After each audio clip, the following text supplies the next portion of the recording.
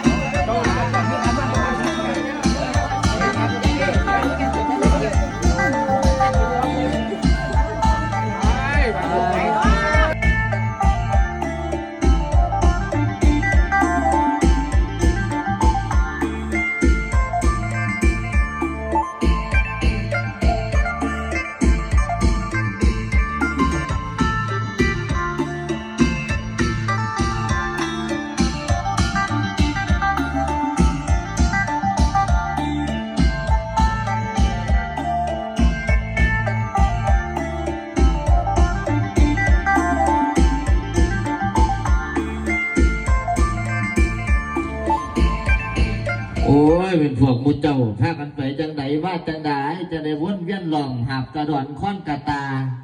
ขนขวางมามืดฝ่าเป็นว่าเถอะตั้งแต่ใสพอเป็นพวกมุเจ้าพากันมาตั้งแต่บ้านในเมืองใดคือพากันมาหลายผู้หลายคนแท่พองผู้หาบกระดอนพองผู้ค้อนกระเดียวทั้งพองอุ้มลูกอุ้มเต่าเป็นมุเจ้าสิพากันมาอย่างน้อพอโอ้ว้าวจังว้าวเนี่ยทำพวกขาน้อยมาเดินทางมาจากทางบ้านใดเมืองใดแม่นบ่แม่นมีจุดประสงค์หยังจังดันดนมาฮอดบ้านหลังนี้เฮือนหลังนี้แม่นบ่จังซันโดยขาน้อยพวกขาน้อยเดินทางมาจากทางพุ่นแล้วทางเมืองมั่นเมืองคำพ้องแดนอบอุ่นเมืองมั่งคั่งสมบูรณ์อดีตการก่อนจี้บ่มีแล้วสิถูกโจรเหตุที่พวกข้าน้อยมาหลายผู้หลายคนมือนี้ได้ยินได้ยินเพิ่นซาเว้าว่าพระเจ้าก่อแผ่นดินพระอินทร์ก่อแม่น้ำนางน้อยเมฆลาว่าลูกหลานญาติพี่น้องทั้งพี่เพิ่นได้ปลุกแค่หาห้องเงื่อนสูงหลังใหญ่เกิดมีความเหลื่อมใสคิดอยากมาคุ้นคำหวังให้พักกุมสุขเย็นความเจ็บบ่อยใดความไข่บ่อยมีสนอกข้าน้อยข้าขอว่อนถามถอนในขบวนของเจ้านั่นได้อย่างดอกม้าเน่หรือหากม้าแวเล่นแนวสิใดแม่นบ่มีสันหรือกุบซองฟ้าผ่าซองเบิงดวงดาวพวกมูเจ้าพากันเอามาน้ำบ่แม่นข้าน้อยอันว่ากุบซองฟ้าผ่าซองเบิงดวงดาวพวกข้าน้อยก็ได้มาแห่ลูกท้องมองลูกกัวพากันเอามาน้ำบ่ข้าน้อยแห่ลูกท้องมองลูกกัวก็ได้มาถ้าสินไหมแพ้ว่าล่ะพากันเอามาน้ำบ่ข้าน้อยสินไหมแพ้ว่าก็ได้มามีทั้งผ่าไหมเงินไหมคำพร้อมพันว่าเย้าเยืดปูหลัดพื้นถึงเท่าหอนนครได้มาเบิดส่วนตัวแนวของคำของคุณขน้อยเงินคำแก้วสอยแหวนเงินทองล่ะพากันเอามาน้ำบ่แม่นขน้อยแนวมุนีบ่อยบ่อยยากทั้งพี่กะหาบเงินทั้งพี่กะหาบทองได้มาเบิดส่วนตัวแนวของคำของคุณแนวห่างแนวมีขน้อยไม่เท่ากกสี่ตายปลายสี่เป็นล่ะมีบ่แม่นขน้อยไม่เท่ากกสี่ตายปลายสี่เป็นก็มีมากกกสี่ตายสี่ใส่พญาติโลกฆ่ากันตายเสียมือนี่วันนี้ปลายสี่เป็นสี่ใส่คนทุกข์กับเกิดเป็นคนรวยก็ว่าเมนมือนี่วันนี้ผู้ขาได้มาเบิดส่วนตัวแนวของคำของคุณขน้อยเรายาป่าปิ้งละพากันเอามาน้ำบ่แม่นขน้อยเรายาปลาปิ้งเนี่ยเจอไล่ได้มาเบิดส่วนตัวแนวของอยู่ของกินขน้อยพร้อมทั้งคอยขาและมาใส่นี่พากันได้ว่าอยู่เนาะแม่นคอยขามาใส่ท่าสีท่าสาก็ได้มาอันว่าโลค่าไข่โลกพญาติโลค่า โรคเก็บแข้งปวดขาโรคเก็บหัวปวดท้องเก็บอดๆแอดๆนี่โรคหมู่นี่พวกหมู่เจ้าพากันเอามานำบ่ โอ้ยบ่ได้เอามาน้ำแล้วขาน้อยเอามาแต่แนวห่างแนวมีแนวคำแนวคูนแนวหมู่นั้นบ่ได้เอามาน้ำแล้วขาน้อยถึงมื้อเจ้ามาน้ำอยู่ที่แม่บ่ได้เอามาน้ำขาน้อยขั้นสิมาคุ้นคำเฮือนสั้นหลานลูกบ่อยถูกอยากให้ฟังเด้อไทยสิกล่าวถามก่อนสิขึ้นสู่บ้านเฮือนใหญ่หลังงามข้าขอถามคำควรนี่ส่วนจ่ามาเดี๋ยวนี้ตามคำพี่ได้นี่ให้ขยายคำบอกให้เจ้าบอกซื้อบ้านเฮือนนี่ซื้อว่าหยังเฮือนเจ้าตั้งดังเจ้าต่อทั้งป้องรอและทวนลุ้มทั้งเสากลมและเสากลางมีประตูหน้าต่างที่ซื้อว่าอหย่างแท้ให้ร้องเปียมาให้ได้ในตำราหมอดูซองขั้นเจ้าเปียบ่ออกขั้นเจ้าบอกบ่ได้ให้กลับบ้านเกาหลังเจ้าเสด็จพอเด้อเว้าจังเว้าอยากให้พวกข้าน้อยนี่บอกซื้อเฮือนซื้อซ่านหลังนี่มีคือเสียงเลี้ยงน้ำไว้จังใดว่าตีผู้ใดเป็นผู้ตกผู้แต่งผู้เห็นบ้านหลังนี้เฮือนหลังนี้แม่นบ่ฟังเด้อพวกข้าน้อยสิเว้าให้ฟังเสาต้นที่หนึ่งทั้งหน้านี่ชื่อว่าพิทักษ์พงษ์นางามเสาต้นที่สองนี่ชื่อว่านาเมืองทงเสาต้นที่สามนี่ชื่อว่าส้มพานครเสาต้นที่สี่ชื่อว่าเท่าขวัญเมืองเสาต้นที่ห้าชื่อว่าเงื่อนพระละโหนเสาต้นที่หกนี่ชื่อว่าขุนพระคั่งเสาต้นที่เจ็ดชื่อว่าบังพ้อยไพ่เสาต้นที่แปดชื่อว่าไสยามงคลเสาต้นที่เก้าชื่อว่าตั้งใจมันดังชื่อว่าเจ้าตอปอกรอชื่อว่านั่งคำไหลบันไดทั้งหน้านี่ชื่อว่านั่งคำแก้วทางตรงชื่อว่าเท่าองค์อาจแปดกาดชื่อว่าเท่าบุญเย็นฝาเส้นชื่อว่าเท่าสัตซื้อเสยยั่วคือชื่อว่าเท่าคำแข็งไม่ละแนงชื่อว่าเท่าอรไมัยอกไก่ชื่อว่าเท่าบุญเฮียงเขี้ยงไฟชื่อว่าเท่าบุญโฮมปั่นล่มชื่อว่านั่งถงเทาก่อนเสาในขั้วนี่ชื่อว่านั่งคำสู้ประตูหน้าต่างชื่อว่าล่มทอเข่าผูกมาเข่าทั้งในนี่ชื่อว่าเท่าบุญนาหลังค่าทั้งเทิงนี่เพิ่นว่าเท่าปกป้องยกขึ้นแล้วงามดีอองตองต้อนละทานขึ้นอยู่แล้วกาอยู่หมั่นขวัญยืนนอนกลางคืนกับฝันดีมีโศกนอนกลางวันโลกไพ่กับบ่มาเบียดเบียนใดนี่แหละเพิ่นว่าเงื่อนพญาหินเงื่อนพญาพงตกแต่งเงื่อนพญาแถนแบงมาให้เป็นมูลผู้ใดได้อยู่บ้านหลังนี้เงื่อนหลังนี้กับคำคุ้นมุ่นมังสั่งมาอังเต็มทุนเขาเปลือกพูนเต็มเหล่าเลี้ยงลูกเต้ากับยุซุมกินเย็นคอกับว่าเข็นเม่นกับว่าไก่มีแต่ได้กับได้มีแต่ดีกับดีนี่แหละเพิ่นว่าเงื่อนเศรษฐีเงื่อนค่ำเก่ากับปูงเงื่อนยุซุมกินเย็นเป็นน้ำสิ้นของเจ้าวาสนาน้ำทรง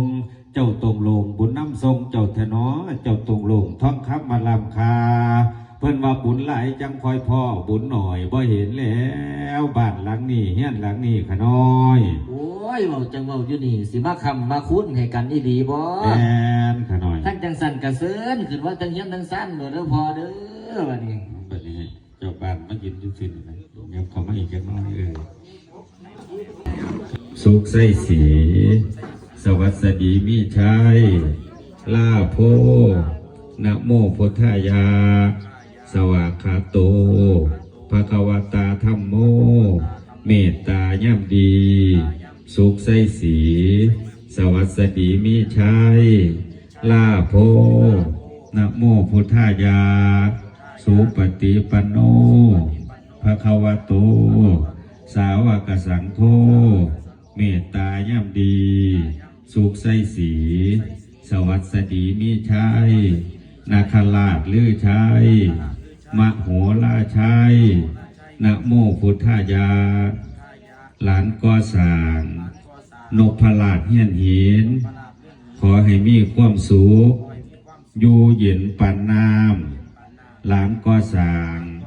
นพราชเฮียนหินขอให้เงินคำไหลหลังมากคือน้ำหลานก่อสร้าง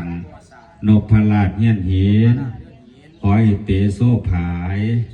ถาบบ้านทั้งคายหลานก่อสร้างนพราชเฮียนหินฝูงหน้าโคยะทองเที่ยวทางนี้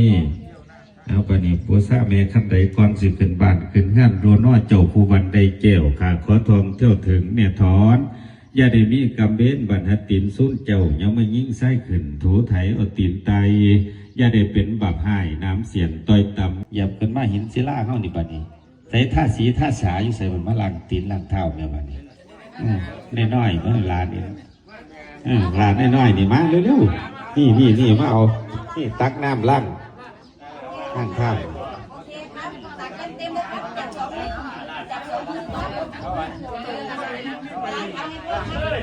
นี่ครับใส่เท้าพ่อนะใส่เท้าพ่อฮะเก่งงานของเนี่ยเก่งงาน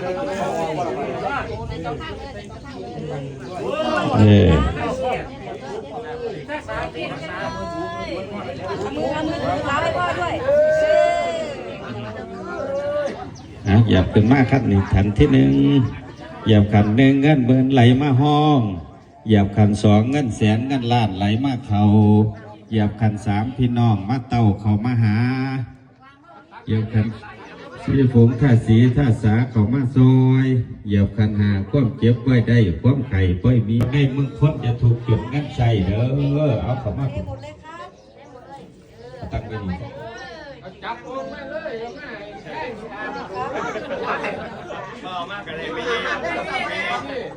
ตอนนี้เรียกเชิดอยากตีพี่น้องเขาแก้วพอเลยแม่คือมานั่งเงี้ยนั่งตั้งมาขับมาพูดให้ลูกให้หลานด้วยบัดนี้เด้อเขาว่าทั้งง่ายเป็นละบาท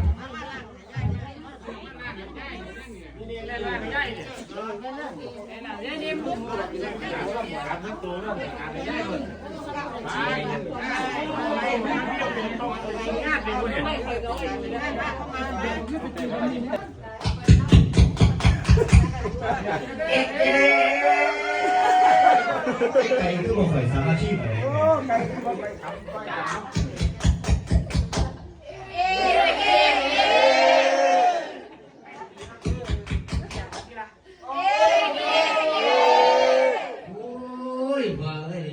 ไก่ขันบ่เนาะขันสามเทือเลยบ่เนาะมุ่งเสาเลยพี่วันลูกนึงเข้าบันโอ้ยเป็นยังไงเราพอเอ้ยเจ้าขึ้นบ้านใหม่หลังนี่นอนเพื่อนใหม่ขึ้นนี่เจ้าฝันดีหรือว่าบ่ตื่นขึ้นมาหงเศร้าร้องจ่าเราสู่ฟังมึงกับลูกพอเอ้ยโอ้จังบอกถามพวกขาน้อยว่านอนมือขึ้นฝันบ่วัดดีโอ้ยธรรมดาล่ะทานเอ้ยคนนอนกับฝันเป็นธรรมดานั่นล่ะแต่ว่าฝันหลายอันหลายแนวได้จักสิฝันดีหรือฝันหายก็อยากให้เท่าแก้วพอเลยเมียของเขานี่ล่ะทำได้ท่ายทักให้แน่ความฝันของพวกขาน้อยฝันมือขึ้นนี่สิเป็นแท้มาจังไหนฝันดีหรือฝันหายสนอกขาน้อยจะว่าเดิมฝันหนึ่งนั่นฝันเห็นสั่งเผือกแก้วโตประเสริฐงานนิ้นเกิดจุดินดอนผาป่าพนมแนวใหม่ฝันหนึ่งนั่นฝันเห็นเงินข้ามแก้วสามบวกค่อยนอนสร้างกระห้อยมากกระห้อยฝันหนึ่งนั่นฝันว่าจุงแทนเข่าผ้าขวนก่อนไข่มือขวาป้อนไข่อ้ายมือซ้ายป้อนไข่นางสะเด้ฝันแบบนี้สิเป็นแท้มาจังไหนสนอกขาน้อยฝันดีหรือฝันหายโอ้ยพอเอ้ยขันจะฝันจังสี่ฝันดีโดยสอบเคาะกับว่าของเข็มห้อนกับว่าพี่ดอกพอเก้าเหลี่ยมสิบเหลี่ยมบ่ทอเหลี่ยมใบเข่าเก้าเฮ้าสิบเฮ้าบ่ทอเฮ้าเดือนยีเดือนเกียงเก้าเสียงสิบเสียงบ่ทอเสียงแม่งง่วงเก้าบ่วงสิบบ่วงบ่ทอบ่วงบักสร้างเอกเอราวัณเก้าฝันสิบฝันบ่ทอฝันขึ้นนี่แม่งบ่พอแม่นพันว่าฝันขึ้นนี่ฝันดีโดยชอบเคาะบ่ของเขียนให้หากบ่มีแม่บ่แม่คันจังสั่นเคาะบ่ของเขียนให้หากบ่มีมาแท้ๆมันก็9669นี่มาแท้เนาะคันจังสั่นก็ใช้โยเอาใส่จัง3 บาทสักก้อนบัดนี้ใช่